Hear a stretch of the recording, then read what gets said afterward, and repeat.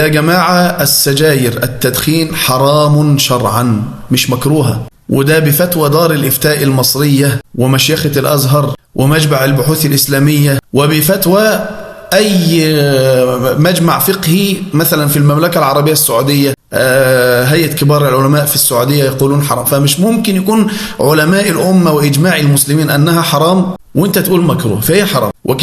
وبالتالي التجارة في الحرام هو تجارة في حرام، يعني ما ينفعش انك تتاجر في السجاير، لا يجوز. ودايما بنقول لاصحاب السوبر ماركت البقالات لا تبيعوا الدخان فإن بيع الدخان حرام، والمال الذي يدخل إلى بيوتكم وجيوبكم من الدخان حرام، وبتأكلوا عيالكم وزوجاتكم وبتبنوا بيوتكم من مال حرام. فبلاش يبقى ربنا مديك في السوبر ماركت أو البقالة 100,000 نوع من السلع بتاكل منها حلال طيب، بتبيع الجبنة وبترزق حلال طيب، بتبيع الحلاوة وبترزق حلال طيب، بتبيع منظفات وبترزق بالحلال الطيب، وكل ده مش كفيك وبتبيع سجاير. يأتيك الشيطان ويقول لك طب ما هو الزبون لما يجي ويسأل على السجاير ما يلاقيهاش هيسيبني ويروح لغيري وهياخد السجاير وياخد من عنده السلعة اللي هو عايزها. أقول لك دي مشكلة أكبر. إذا كنت معتقد إن رزقك في إيد الزبون دي مشكلة أكبر. أنت والزبون أرزقكم من الله وعلى الله، وما عند الله لا يؤتى بمعصيته. اوعى تفكر إن الزبون هيكون سبب إن أنت ترزق، أو إن الزبون هو اللي بيجيب لك الفلوس. أنت بتعمل اللي عليك لله. من ترك شيئا لله عوضه الله خيرا منه. تركت الحرام لله ثق يقينا إن ربنا عز وجل هيفتح لك باب حلال صافي وهيعوضك بأضعاف. وأنا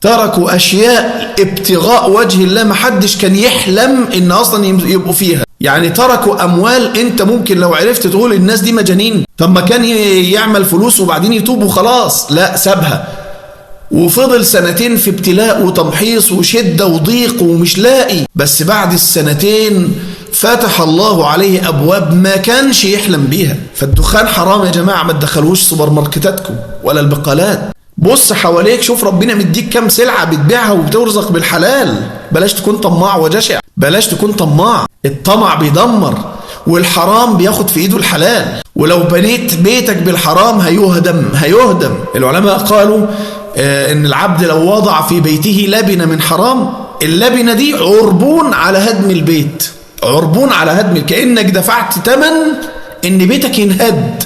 لو حطيت في بيتك قالب طوب من حرام ما تستعجلش، مع الزمن هينهد، مع الوقت هينهد.